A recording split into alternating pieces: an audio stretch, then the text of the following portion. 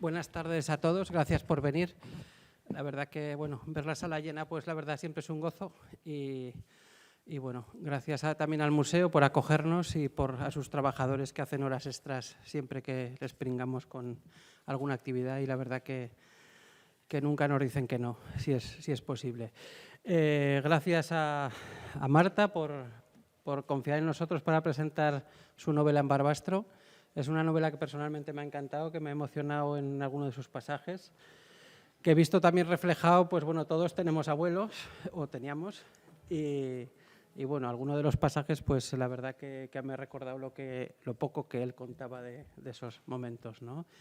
Sí que es una novela que con alguno de los presentes lo he comentado, que lo que más me ha gustado es que, como su portada, que pone de manifiesto multitud de grises, ¿no? Que no todo es bueno, ni todo es malo, ni todo es blanco, ni todo es negro, ¿no? La verdad que la encuentro valiente, el que se ponga de manifiesto eso y bueno, seguro que Severino, al que también agradecemos que haya hecho un hueco en su agenda y en sus quehaceres para venir aquí, pues bueno, yo creo que desgranarán entre ellos más de la novela.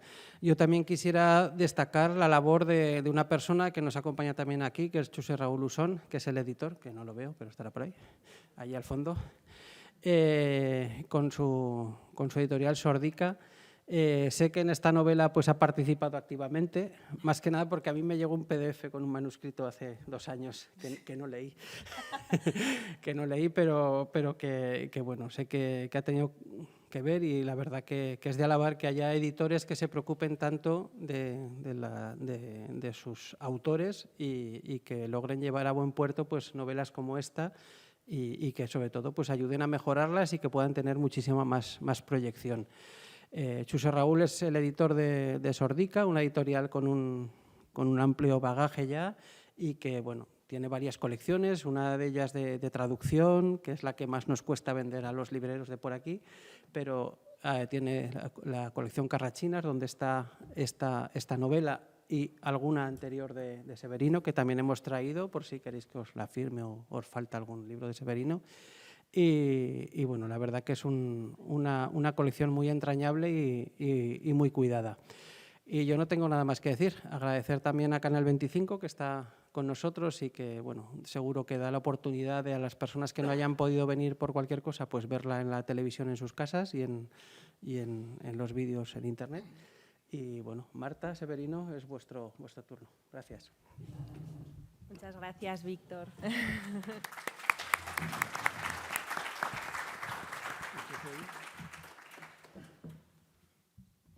Buenas tardes a todos y a todas. Estoy encantado de estar en Barbastro, de estar en esta sala, de hablar de libros. Hay que agradecer a esta institución el que preste esta sala para estos actos, a los libreros que se preocupan de organizar las presentaciones, al editor y a los autores también. En esta sala, este es el tercer libro que yo conozca a fondo, que se ha presentado en los últimos tiempos y que tiene como escenario Barbastro o la comarca de Barbastro. Estoy pensando en la novela de Sol Otto, de la vida de Ángela. Estoy pensando en mi propia novela de 21 noches que presentamos aquí hace un año y, claro, también en la que vamos a presentar hoy, o fundamentalmente en la que vamos a presentar hoy. Las 3 novelas tienen en común los escenarios, son paisajes del Alto Aragón, con Barbastro como punto importante en las 3, y en las 3 la guerra civil tiene un papel destacado. La guerra civil parece una fuente inagotable de todo, de estudios históricos de carácter académico, pero también de novelas, de relatos. Fue tan fuerte aquello, fue tan espectacular, tan novelesco, tan increíble, que no creo que haya ocurrido en esta zona en la que estamos nada en muchísimos siglos de historia del tamaño de aquello, de la importancia de aquello. Nos inspira constantemente y no dejará de inspirarnos. Y lo veremos de una manera y de otra, y de otra, y de otra, porque admite muchas visiones. En dos de las novelas que he nombrado, la guerra civil no sale de pasada, pero no constituye el elemento esencial de la novela. En esta que vamos a presentar hoy, sí. Esta novela tiene un hecho crucial que no aparece en las primeras páginas porque son de presentación las primeras de los escenarios, de los paisajes, Alquézar, Casbas, también Barbastro, para centrarnos en dónde nos vamos a mover. Y cuando ya se llevan 100 páginas de novela, aparece el hecho crucial que marca todo el desarrollo de lo que vendrá a continuación, que es algo increíble. Yo siempre pienso que se me hace muy difícil imaginar cosas cuando las que sucedieron de verdad son tan espectaculares, tan increíbles, tan asombrosas, tan duras, tan blandas, tan tristes, tan llenas de misterio, tan llenas de casualidades. Poco después de la página 100 de esta novela, aparece que el protagonista, un joven que todavía no ha cumplido los 20 años, pero que ya lleva avanzada su carrera de medicina, en Alquézar está en el bar en una situación muy especial. En aquellos últimos días de julio del 36, que fueron en esta comarca de Barbastro tan terribles de sangre y de fuego, en esta portada de la novela sale una llama en medio de montes que parecen del Somontano.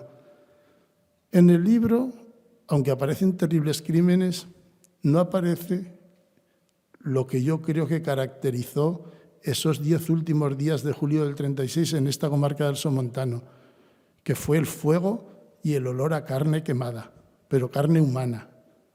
Se cometieron montones de crímenes en los pueblos del Somontano, en este caso realizados por los que preconizaban la fraternidad entre todos los hombres, la igualdad y el nacimiento de una sociedad nueva donde todos íbamos a tratarnos como hermanos.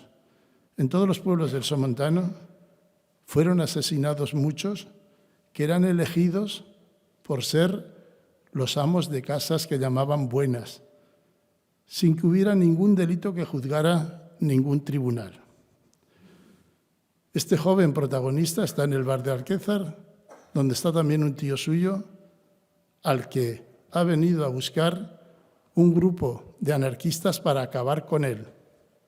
Y en el grupo de anarquistas hay alguien que conoce a este joven porque han compartido cárcel en Zaragoza.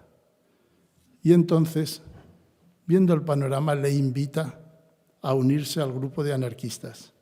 Y él se une. Y a aquella misma hora, otro grupo de anarquistas acaban de matar a su padre. De ahí parte toda la novela, de un joven que se une a un grupo que en aquellos días de la guerra, de principios de la guerra aquí en el Somontano, estaba acabando con mucha gente y que son de la misma ideología que los que acaban de matar a su padre. Eso, que es real, es tan fuerte que da la columna vertebral de la novela. Este hombre, ¿qué querrá hacer desde el nuevo sitio donde está? ¿Cómo buscará a quienes han acabado con la vida de su padre? ¿Qué querrá hacer? ¿Cómo vivirá la guerra? Todo eso es materia tan novelable que, puesta esa materia en manos que la saben moldear, es como el buen mármol, que en manos de un inexperto no dará una buena obra, pero que en manos de alguien experto dará las esculturas más hermosas. Esta materia, puesta en manos de Marta Borraz, ha dado origen a esta novela que me parece excelente. La forma de la novela es muy particular. Es muy particular porque aparece casi como un diario de dos personas que escriben, que son parientes, una mujer y un hombre, y escriben acerca de lo que vivieron, de lo que sintieron, de lo que les pasa en aquellos días terribles y luego durante bastantes más años. Eso, que a mí me parece como técnica difícil, porque es mezclar dos sensibilidades diferentes, juzgando los mismos hechos o parecidos hechos, da un resultado formidable en este caso. El estilo es un estilo ameno, sencillo, fácil de leer. No hay nada enrevesado allí. La lectura fluye con mucha sencillez y nos hace ponernos en la piel de los protagonistas desde el primer momento y hace que cuando lo empecemos a leer sea difícil dejarlo hasta que acabe. Las fuentes de información que contribuyen a que esto tenga ese tono son muy variadas. Esto no es un libro de historia, no es un estudio académico, es una novela. Y en la novela el autor puede permitirse ciertas cosas. Cuanto mejor se informe y más verosímil sea lo que cuente, más fácil se nos hará leerla y creerla. Pero no es un libro que tenga que poner citas a pie de página para decir de dónde ha sacado la información. Sin embargo, se aprecia, y la autora misma al final lo dice, que son recuerdos familiares. La autora es nieta del protagonista, es una historia familiar, ha oído contar en casa muchas cosas, aparecen personajes que conoció y ha manejado también, por un lado, documentación bibliográfica. En esta provincia, por suerte, en los últimos años se han publicado estudios excelentes sobre lo que pasó en aquel tiempo. Tenemos entre nosotros a uno de los autores, José María Azpiroz, ha trabajado este tema con mucha solvencia y ofrece datos que ella ha empleado, igual que ha empleado los de otros autores que en los últimos años han escrito mucho. Pero también emplea material escrito, cartas, que algunas aparecen transcritas en la propia novela y que le dan a todo el desarrollo una verosimilitud muy grande. La autora, Marta Borraz, se estrena con esta novela, pero nadie lo diría porque está muy bien armada. Es una novela. Estos días, he hablado con muchos amigos y con mucha gente acerca de este libro y cómo lo juzgábamos, cómo lo valorábamos. Y nos parecía que si la comparación que pusiéramos fuera arquitectónica, la novela sería un edificio bien planificado.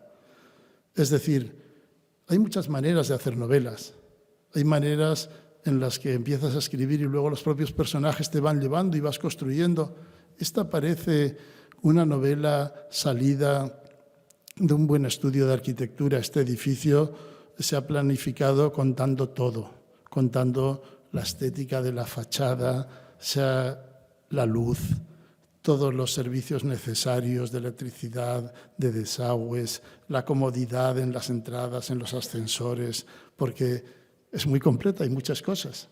De todas esas cosas me gustaría que habláramos un rato, si te parece bien, que yo creo que ya he hablado demasiado y vamos comentando cosas de la novela, si te parece. Me parece muy bien. Yo me quedaría escuchándote toda la tarde y más decir estas cosas tan buenas que viniendo de ti, que te admiro, son muy importantes para mí. Así que gracias, Severino, por venir, por acompañarme y por leer con tanto entusiasmo Años de vida. Muchas gracias.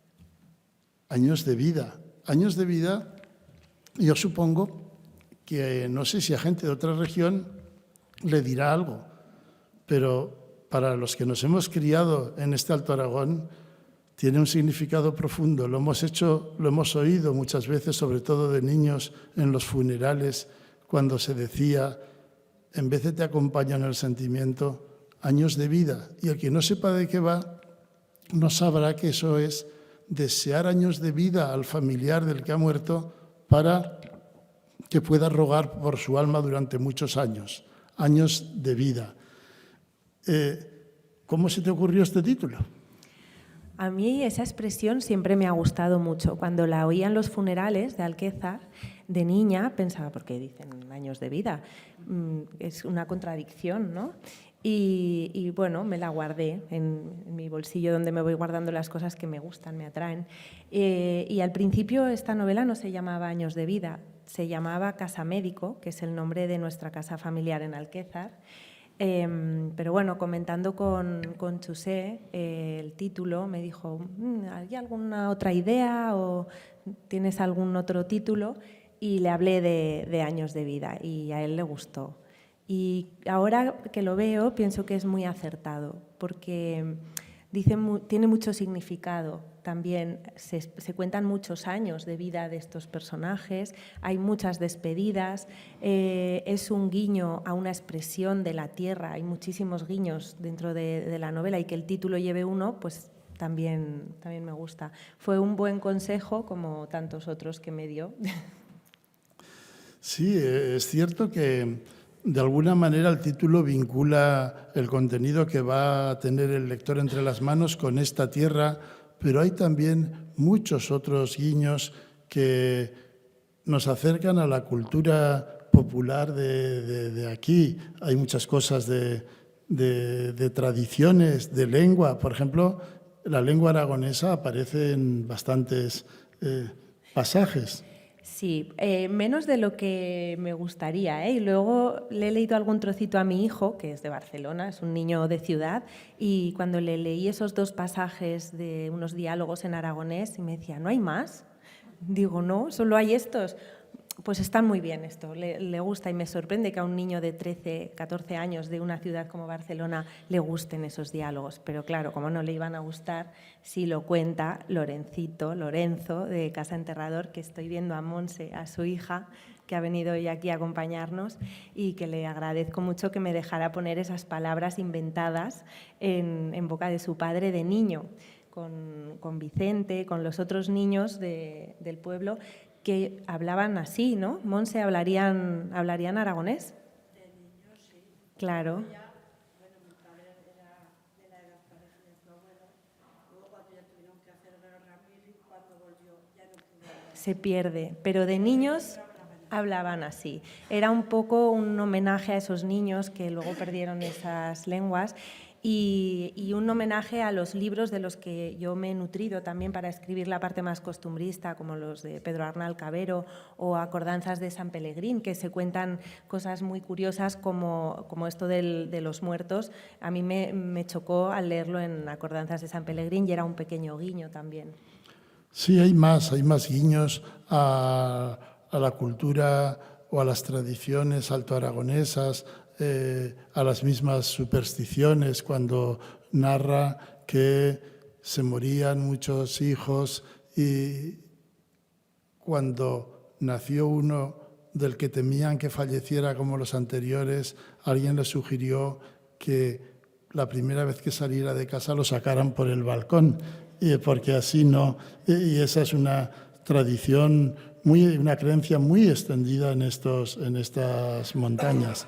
Pero estos guiños que nombramos, no igual lo que hemos hablado de la lengua, que esta pequeña anécdota de las supersticiones, no tienen que hacer creer que en este libro el tema costumbrista tiene mucho peso.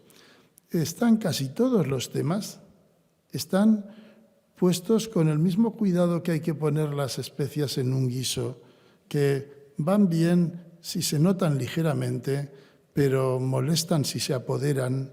En este caso, lo de la vida popular en estos pueblos aparece en su justo tamaño, como aparecen muchas más cosas en su justo tamaño. Tiene un peso bastante grande, por ejemplo, la música. Sí. A ver, es que en la vida, en nuestra vida, ¿a ti no te pasa que estamos rodeados de música? Nuestras vidas tienen banda sonora, y aquí hay la banda sonora de mi familia. Nosotros de niños nos han hecho el caballito con San Pedro tenía una mula, hemos crecido con canciones de los Beatles. Mi padre todavía tiene la guitarra de su bisabuelo, eso la mantenemos en casa, y canta jotas como cantaba mi abuelo. todas estas canciones que salen en la novela las he oído durante toda mi vida. Y era un poco también darle ese sonido, porque tienes que darle sonido, tienes que darle olor, los paisajes que decías. A mí me gusta que tengas una percepción de varias cosas, y la música es muy importante. Sí, sí, la música también está muy bien graduada, y música de todo tipo. Aparecen uno de los que salen en la novela, había hecho la guerra de Cuba y trajo una guitarra y cantaba habaneras. Ahí comienza. Y luego pues sale el piano, sale el órgano, salen letras de canciones, también todo en su justa medida. Y tú has tocado ahora lo de los paisajes. Háblanos un poco de los paisajes que aparecen aquí. Claro, a ver, para mí el paisaje de mi infancia es el de Alquézar y el de Monegrillo. Yo en mis veranos de niñez los pasábamos en Monegrillo y estaba deseando irme a Alquézar, la verdad, porque era mucho más divertido, venían franceses, teníamos el río, la gente era más abierta porque estaban cerca de Francia y de Cataluña, y entonces la vida de Alquézar me atraía mucho más. Y obviamente también esos paisajes de los cañones del río que bajábamos a merendar, y el molino, el puente que lleva a Asque, todos esos paisajes los conozco muy bien. Pero también me he reconciliado con los paisajes de los monegros, porque ese silencio, tú los conoces bien también. Sí, me gustan mucho. Y son muy bonitos, pero claro, con 13 años no te lo parecen. Luego lo vas entendiendo y aprecias esa calma y esos atardeceres, y ahora el recuerdo que tengo de esos paisajes es mucho más bonito que cuando lo vivía. Y mi familia, que ha estado muy arraigada a la tierra, y yo he acompañado a mi padre a cosechar, hemos ido con la moto por esos montes, y me ha explicado muchas cosas de cómo lo hacía su abuelo, su padre, sus antepasados, y lo he vivido, la tierra, y ahora lo seguimos viviendo en Alquézar con los olivos. No sé, me siento muy arraigada a estas raíces. Sí, sí. Eso se nota en las descripciones de los paisajes que tienen que ver con el Alto Aragón. Hay otros también del Alto Aragón que están muy bien descritos. Benasque, el camino de Benasque a Anciles, que ayer mismo lo recorrí yo, y mientras lo recorría me acordaba de las veces que el protagonista hace por amor ese recorrido. Pero luego hay otro apartado de paisajes muy interesantes, que son los paisajes de la guerra, la geografía de la guerra. Este hombre, el protagonista del que he hablado al principio, trabaja. El tema de los paisajes también aparece bien dosificado, y nos hemos dejado Panticosa y Jaca, que también tienen su lugar, y Barbastro, con el hospital de guerra que había aquí en Barbastro. Estos son los escenarios sin que, iba a decir, ninguno tenga preponderancia. Sí la tiene. Alquézar, Monegrillo un poco, Casbas. Casbas. No lo habíamos nombrado hasta ahora. Y sin embargo, Casbas en la novela es trascendental. Yo creo que Casbas es un protagonista más. Sí, es un protagonista más. Sí, pero bueno, antes de hablar de Casbas, lo que decías de los paisajes de la guerra, voy a aprovechar aquí para contar que mi pareja, que está aquí con el móvil, se recorrió conmigo todo el frente de Teruel un verano. Cogimos el coche y nos hicimos el mismo recorrido que La Roja y Negra, buscando las localizaciones, los escenarios de esta novela.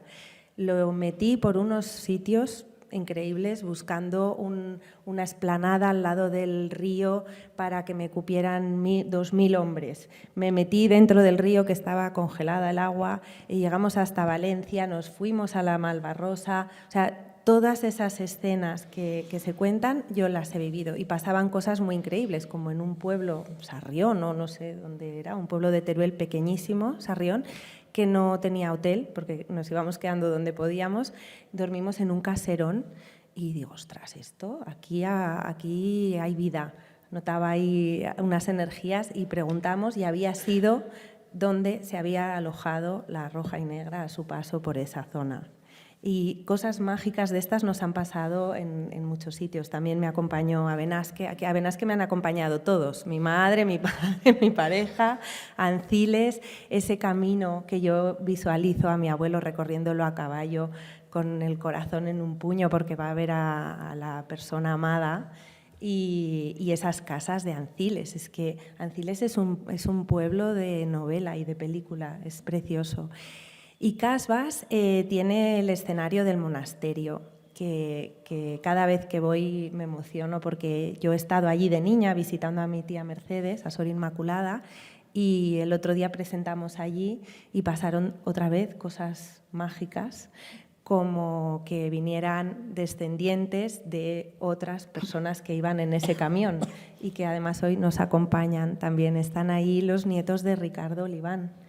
Y hemos descubierto también que personas de Alquézar son descendientes de otra de las personas que detuvieron en Casbas. Entonces, de repente nos hemos unido los descendientes de esas tres personas de una forma muy natural y muy emocionante. Esto ha sido curioso. Es que esto también da fuerza a lo que yo decía antes de que la realidad siempre es muy superior a lo que uno pueda imaginar.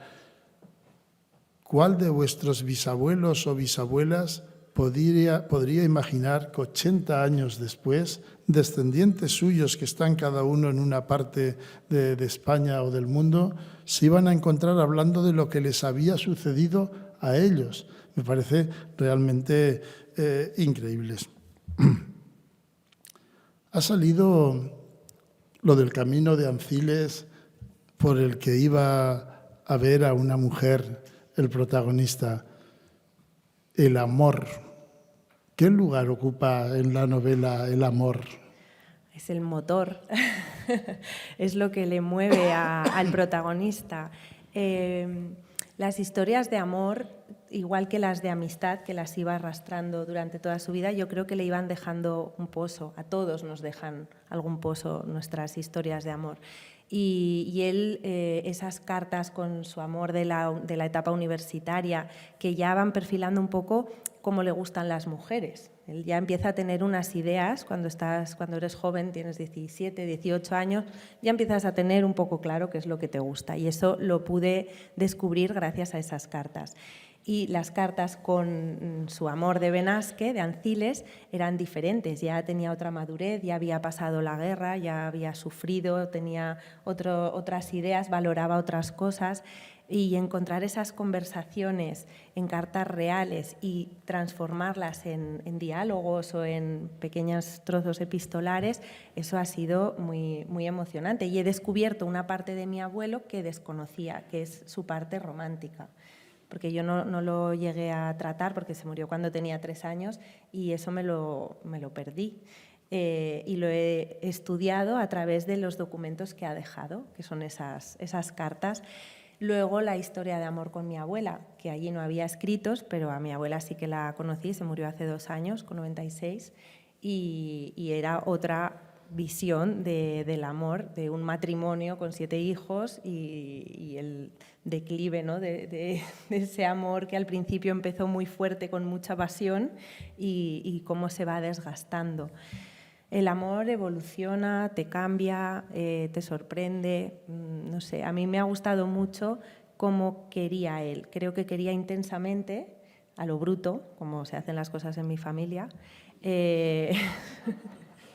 pero también tenía cosas muy, muy sensibles y románticas, ¿no? Sí, y además el amor recorre toda la novela. Y la recorre de una manera... Ahora, mientras lo nombrábamos, estaba pensando en alguna comparación para decir, el amor en la novela es como... Y se me ocurría, quien no las haya empleado no se lo parecerá, pero yo que me crié en un pueblo que tiene 3 ríos, pues no teníamos más que un puente y entonces para cruzarlo había muchas pasaderas. las pasaderas son piedras en el cauce del río que va saltando de una a otra. El amor en esta novela recorre todo el texto como las pasaderas, va apareciendo y te va permitiendo enlazar una situación con otra, y en el conjunto es lo que forma el paso que te permite llegar al otro lado. En esta novela, desde el comienzo, casi hasta el final, las historias de amor son pasaderas continuas y creo que tienen mucha importancia, igual que las historias de amistad, los amigos. Sí, eso me gustó mucho porque había cartas de amor, pero cartas de amigos y postales y muchísimas. Había mucha documentación de sus amigos y leerlas era muy divertido porque, claro, los de la etapa universitaria, había postales así pequeñitas de un tal Compañó, que luego se ha convertido en un personaje. Compañó nace de una postal diminuta, pero ya ahí se veía que tenían una complicidad, que eran gamberros, que les gustaba la vida de los cabarets y descubrir todas estas cosas juntos, y me atraía mucho ese personaje. Y luego las cartas con otros amigos, pues con Longarón, con Gazo. Todo ese material me hacía ver otra de esas partes del personaje, que es cómo es con esas amistades, cómo es de leal, cómo las mantiene también durante toda su vida, se preocupa porque estén bien sus familiares, el acoger como enfermera a Encarnita, por ejemplo, en la etapa de Jaca, ella era una descendiente de un combatiente de la Roja y Negra y quiso de alguna manera decir, bueno, pues su padre no está en Francia, yo me hago cargo. O iba ayudando de la manera que podía a esas amistades y era muy leal y muy querido. Y claro, entre esas amistades pues hay personajes de los que quienes nos criamos en estas montañas habíamos oído hablar, el doctor Noguera, el Gazo, que la historia de amistad con él es muy particular y que muere de una manera tan trágica y tan atroz, y que es real que un guardia civil lo mata sin mediar ofensa ninguna. Entonces estas historias que son reales y que algunas las conocíamos ya, parece que contribuyen a darle una viveza muy grande al texto. Y ahora, cuando has hablado de sus amigos, has sacado la palabra cabaret, con la que se pasaba. Pero es que la palabra cabaret en la novela tiene una especial relación con Barbastro. Sí, qué bien que saques este tema porque no sabía cómo sacarlo yo. Venga. Además, venga, voy otra vez al público este tan maravilloso. Gracias por venir, que no os he dicho nada. No me esperaba que viniera tanta gente. Estoy muy contenta, muchas gracias. Y el cabaret está en esta novela gracias a Pano, a José Luis Pano, que hizo una tesis de la vida social de Barbastro del siglo pasado, que yo animo a que la publique alguien porque es una maravilla. Y allí me pude nutrir de cómo vivían nuestros antepasados en esta ciudad, la vida de la plaza del mercado, la mercería. Y el cabaret estaba muy bien documentado, muy bien descrito, y a partir de ese capítulo, ¡pum!, salió la escena del cabaret. Es que me lo imagino allí perfectamente.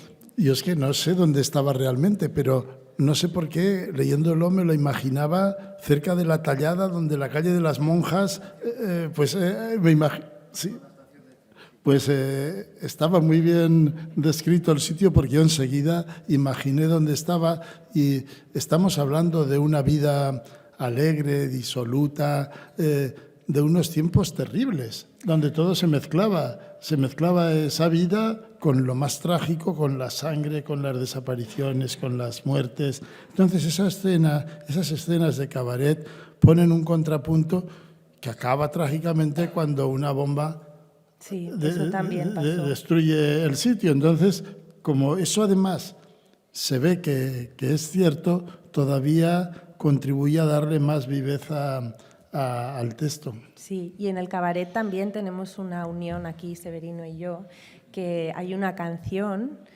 que cuando yo escribí la novela, os prometo que no me había leído el libro de Severino todavía, el de Barbastro, pero compartimos canción. Sí, sí. En nuestras dos novelas sale la canción Volver. A mí Sí. me iba perfecta porque era el momento en el que mi abuelo Alfonso volvía a casa en uno de los permisos de la contienda, y tú también la utilizas en un momento muy bonito de tus personajes. Y bueno, eso nos pasa en algunas cosas, Severino, que lo hemos hablado, que tenemos una manera de mirar parecida, nos llaman la atención las mismas cosas y estamos en la misma zona.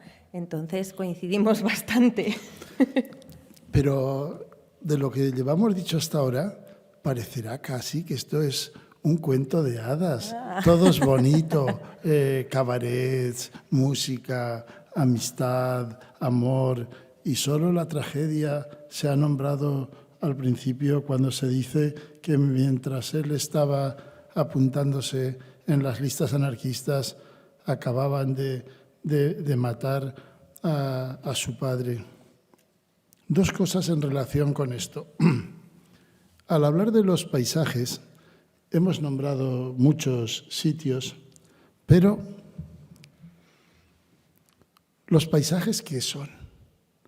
Es decir, alguien pasa por el puente de Vierge cerca del molino, al lado de esa abadina tan preciosa donde en verano se concentra tantísimos bañistas, y ve un molino, ve un río. Es lo que yo veía hasta ahora, pero ahora ya no. Van por allí a buscar el cadáver del padre muerto, que lo encuentran un poco más allá, y me imagino el sitio. Para mí ese paisaje toma ya otro color. Ha cambiado. Ha cambiado, porque claro, los paisajes no son nada, no existen, los inventamos nosotros. El paisaje no existe, existe el río, existe el puente, existen las piedras, existen los pinos, las montañas, pero ¿qué es el paisaje? Es una elucubración, una creación mental, y cada uno le pone el color que quiera. Esta novela da a muchos paisajes, para mí, un color diferente, y esa subida desde el puente de Vierge hacia Morrano ahora tiene otro color porque encuentran allí el cadáver del padre que acababan de matar, ¿no? Por lo tanto, los paisajes a veces los moldeamos no solo con las figuras que vemos, sino con lo que recordamos, lo que sentimos. Y vuelvo a Casbas. Lo de Casbas me parece tan potente. El silencio de los buenos. A este hombre, al padre del protagonista, se lo llevan y está el pueblo delante cuando se lo llevan.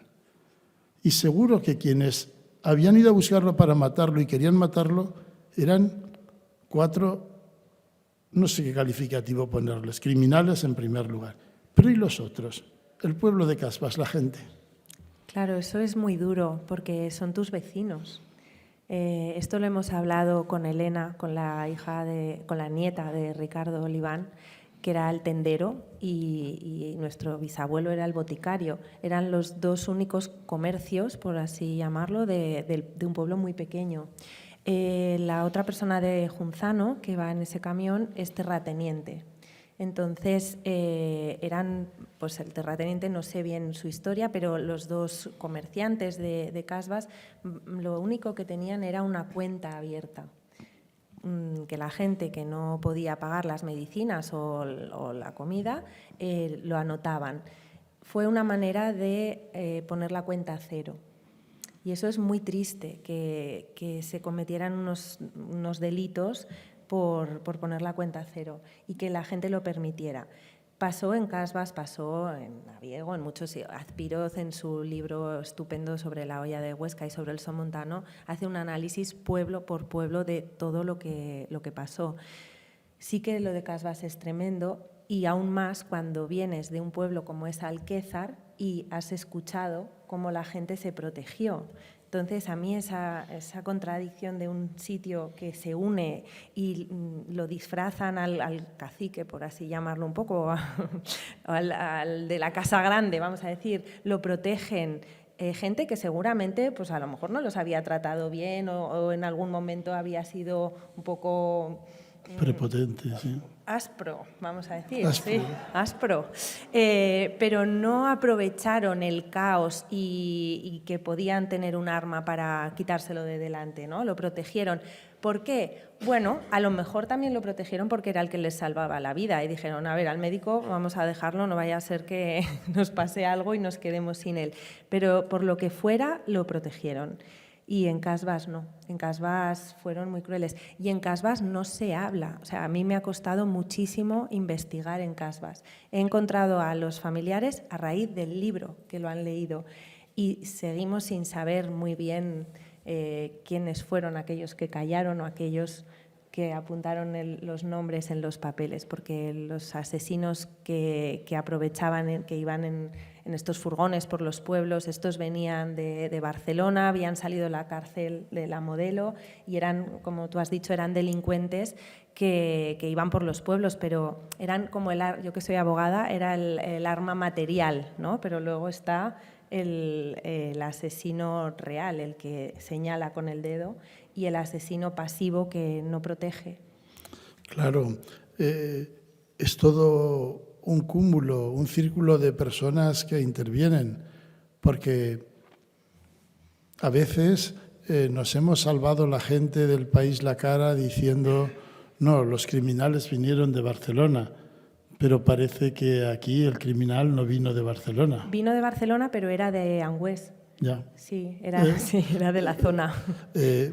Fueron tiempos muy, muy oscuros porque, claro, como aquí el que muere de mano de los anarquistas, podemos ver toda la sangre vertida solo por esta gente en esta comarca. Pero, mientras tanto, en los mismos días, en Huesca, los que se habían sublevado estaban matando cada día a montones de personas. Y en Barbastro. Y en Barbastro después. después. O sea, lo que pasó aquí también se explica de una manera un poco por encima, pero está ese contrapunto de las barbaridades que se hacían en un sitio y en otro. Y no solo durante la guerra, es que la guerra duró 3 años, pero luego tuvimos una dictadura muy larga, con muchas represalias y eso también. Yo creo que hay que explicar todo. O sea, tú puedes, con respeto, se pueden explicar hechos históricos que están bien documentados y cómo los viven esos personajes en un sitio o en otro. Luego tú puedes tener tus simpatías o tus ideas, ¿no? Pero no he querido que esto sea un escrito moralizante o que sea un ideario. Es una novela, primero, que es ficcionada, y los hechos que se cuentan de la guerra civil la mayoría son reales, y he intentado imaginarme cómo se sintieron esas personas. Ha sido muy difícil escribir la parte dramática de mi familia. Me tuve que encerrar y me quedé hecha polvo unos días. Y imaginar también cómo era esa columna sanitaria. Esto es muy chulo, que no es una guerra de trincheras, es una guerra un poco de retaguardia. Y entonces pasan cosas muy tristes, muy duras, pero también es como que la vida sigue, ¿no?, dentro de esa columna sanitaria.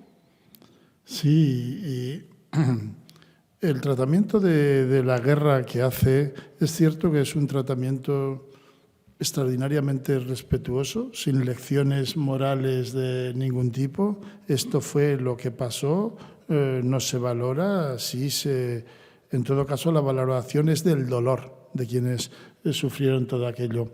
Pero a mí me parece que todavía en este terreno tú aportas bastantes cosas aquí, pero en cuanto a la guerra civil y a Barbastro, ahí me parece mucho todavía que contar. Y con respecto al somontano, esta ciudad de la noche a la mañana se convierte en la capital de media provincia de Huesca, porque queda partida por la mitad y los sublevados están en Huesca y los que están contra la sublevación, que tampoco sé qué nombre ponerles, están aquí en Barbastro. pero tanto los sublevados como los que se oponen a la sublevación tienen un proyecto perfectamente definido para destruir el Estado republicano. Los fascistas tienen claro que van a acabar con todos los que defienden la República, pero es que aquí en Barbastro el comité que se hace cargo del poder, el primer día ya destruye todas las instituciones republicanas. El ayuntamiento, elegido democráticamente, se acaba y se pone un comité. Aquella misma noche se detienen ya a todos los de derechas. Es decir, había un proyecto también por parte de los revolucionarios en esta provincia de acabar con el Estado republicano. ¿Y cómo llamamos a ese bando? ¿Lo llamamos los republicanos? Bueno, es que yo, de verdad, lo que he aprendido estudiando para poder contar esta historia, lo que he aprendido de la guerra civil, porque no tenía una buena base. Tenía la base de lo que te explican en el colegio y de los libros que había leído porque me interesa el tema. Pero me tuve que hacer esquemas, o sea, como cuando estaba en la carrera, esquemas de, vale, el POUM, las FAI, los comunistas, los anarquistas, dentro de los anarquistas, o sea, había una disgregación y entre ellos se fastidiaban también, ¿no? Llevaban mala fama unos entre otros y dices, pero a ver, es que así no vamos a ir a ningún sitio, todos van por libre. Sin embargo, en el otro bando pues estaban mucho mejor organizados. A mí esto fue una de las cosas que me chocó cuando empecé a profundizar. Digo, bueno, es que esto era imposible que funcionara. Claro, pero una pequeña ciudad tranquila como Barbastro, de repente se convierte en el centro, en la provincia de uno de estos dos bandos. Y a mí me parece que todo eso unido a este paisaje barbastrense, a esta ciudad, da mucho juego, mucho escenario novelesco que en este texto tuyo aparece ya por lo menos esbozado. He necesitado ayuda, también no os penséis que toda la parte de Barbastro he contado con Arcarazo, que es médico, militar e historiador. O sea, me iba perfecto para corregir toda la parte histórica de la Guerra Civil y de esta zona especialmente. Obviamente los libros de Azpiroz y Víctor Pardo, que Víctor Pardo se ofreció, le pregunté y me lo camelé y me dijo que sí y me hizo toda la revisión histórica para que todo estuviera en su sitio y no dijera ninguna barbaridad. Y otro historiador de Valencia, también García Ferrandis, que es profesor en la Universidad de Medicina, de Historia, también de temas relacionados con la Guerra Civil. Y todos me hicieron un poco que la supervisión histórica de estos capítulos centrales. Bueno, pues no sé, le hemos dado unas cuantas vueltas ya. No sé si quieres decir algo más o… Bueno, estoy muy contenta porque en todas las presentaciones, que llevo ya 6 o 7, no sé, en todas hay alquezranos. En todas, en Barcelona, en Zaragoza, en todas, es increíble. Hoy ha venido Ana también, muchas gracias, porque sí que está súper liadísima nuestra alcaldesa. Y quiero darles las gracias también a todos los barbastrenses. Tengo un amigo de la universidad que no veía desde hacía, ¿cuánto, Carlos? 25 años y ha venido de sorpresa, que muchas gracias por venir y a tanta gente querida, gracias por estar aquí apoyándonos. Muchas gracias.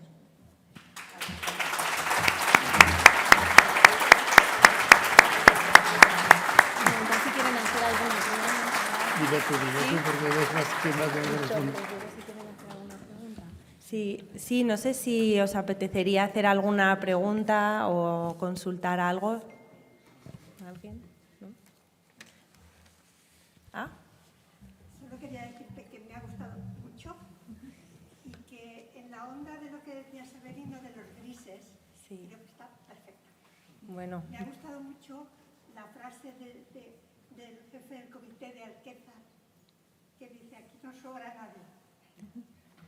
Muchas gracias. Esa frase es real, ¿eh? Esa frase la dijo Antón. Dijo, ¿a quién nos tenemos que llevar, no? Dijo, aquí no sobra nadie. En ningún sitio sobraba nadie. Sí. Mi padre, que estuvo también en la Roja y Negra, que era Anda. muy jovencito, siempre me ha contado estas cosas, ¿no? Bueno, pues muchas gracias por venir y por compartir la emoción de este libro. Gracias.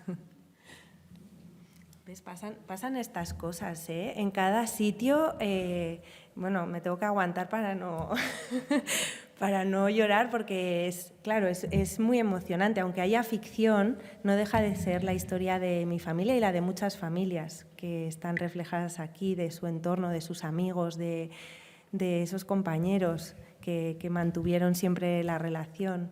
El manuscrito de Longarón, que escribió maravilloso, pues me ha acercado a su hija Julia, y ha sido una de las cosas más bonitas de escribir esta novela, ha sido relacionarme otra vez con todas esas personas que de alguna manera formaban parte de la vida de mi abuelo y me han hecho conocerlo, porque no tuve la suerte como ellos.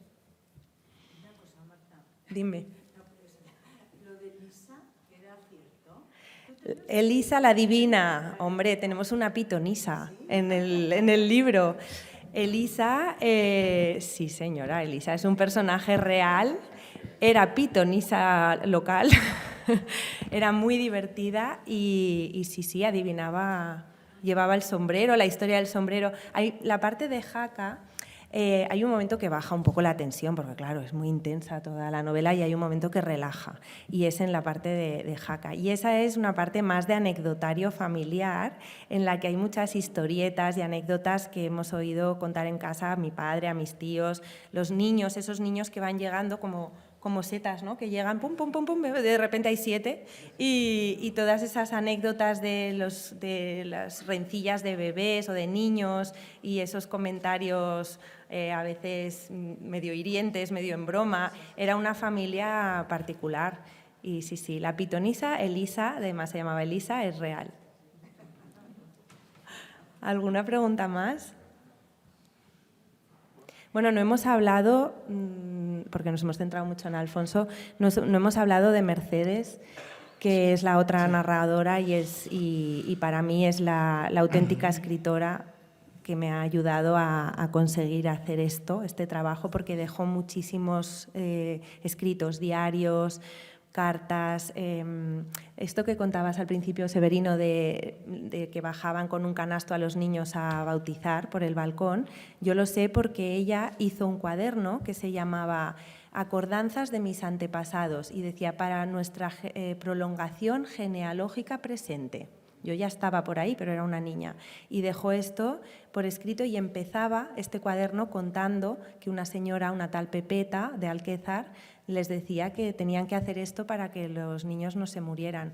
Y así es como sacaron a bautizar a la abuela Concha. Eso es verídico y lo escribió Mercedes, como tantas otras cosas que me han servido para contar estas historias. Y ya está, ya me callo. Yo la verdad que estoy encantado, gracias a los dos por venir y por deleitarnos con esta hora, hablando de un libro que a mí me ha emocionado muchísimo y que, bueno, la verdad que yo creo que nos has puesto pues un bombón en las manos en la librería para recomendar, ¿no? y que procuraremos hacer porque haya muchas ventas de este libro. Me vais a permitir, bueno, una pequeña cuña publicitaria, ¿vale? En la librería hemos querido, o ha surgido, una programación, la verdad que cultural y con eventos bastante, bueno, intensa, gracias, estos próximos días. Entonces, bueno, recordaros simplemente que dentro de una semana, a la misma hora, a las 7 el viernes, tendremos aquí a Enrique Satué con su obra extensa y magnífica que ha publicado hace poquito. Es una especie de autobiografía vital y también de su afición, que es el Pirineo y todo lo que le ha contagiado a él y nos ha sabido divulgar en estos años, y que vendrá a presentárnoslas aquí a Barbastro. Eso el viernes 19 a las 19 aquí en el museo. El sábado 20 tendremos desde las 10:30 a la 1:30 en el exterior de la librería a José Antonio Adel, firmando libros de su nueva novela, Las Hechizadas de la Montaña, un libro ambientado en el Valle de Tena. y compartirá espacio con Sandra Araguas, que publica la semana que viene, creo que el lunes, o presentaba hoy también en Huesca, está ahí, un nuevo, La Cartica Coloradica, un nuevo cuento infantil. Vendrá con la ilustradora, con Victoria, las dos, a firmar y a ilustrar el libro, y a las 12 de la mañana pues nos han prometido un pequeño cuentacuentos sobre ese libro en la Plaza del Mercado, ¿no? Una pequeña sorpresa. Y el día 22 tenemos otra presentación, en este caso será a las 7 de la tarde, pero hemos tenido que cambiar este lugar porque está cerrado, por ser lunes.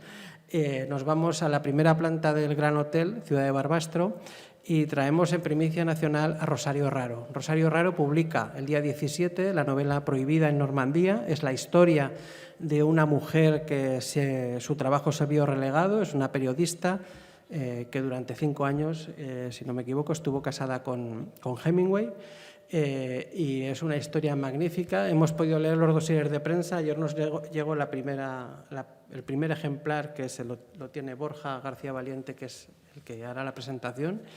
Y bueno, estamos encantados porque presentó ayer la novela en Normandía a los medios y viene la semana que viene a Barbastro, y ya empieza la ruta de presentaciones por España, ¿no? Ha tenido un detalle con nosotros, la verdad que magnífico, Rosario, y desde aquí pues los queremos hacer partícipes. El día del libro, el día 23, estaremos con la parada en la Plaza del Mercado, todo por la mañana y por la tarde, y el día 30 estaremos aquí de nuevo con el autor, exacto, qué estrés, con un libro que también nos hace muchísima ilusión, que salió ayer, es Escúpele al pantano. El día 29 se cumplen 55 años desde que pues, una tormenta, un cúmulo de tormentas y el cierre de las compuertas de fondo de Mediano pues hiciera que los habitantes de Mediano tuvieran que salir de allí. El día 30 es cuando volvieron a coger lo que ya no pudieron recoger, y bueno, un poco en homenaje a esas personas que tuvieron que salir de Mediano, pues vamos a celebrar esos 55 años con la presentación del libro. En la página web estará todo, pero bueno, que sepáis que eso. Ahora veréis por qué ha vendido tantos libros de años de vida, porque es un apasionado. Y los autores no seríamos nada sin los libreros, que nos recomiendan. Muchas gracias, Víctor. Bueno. Gracias a todos, gracias Marta, gracias Severino, a todos los que habéis venido, y bueno, ya sabéis que ahora Marta se pondrá aquí, firmará, os podéis hacer fotos y tenemos allí libros tanto de Marta como de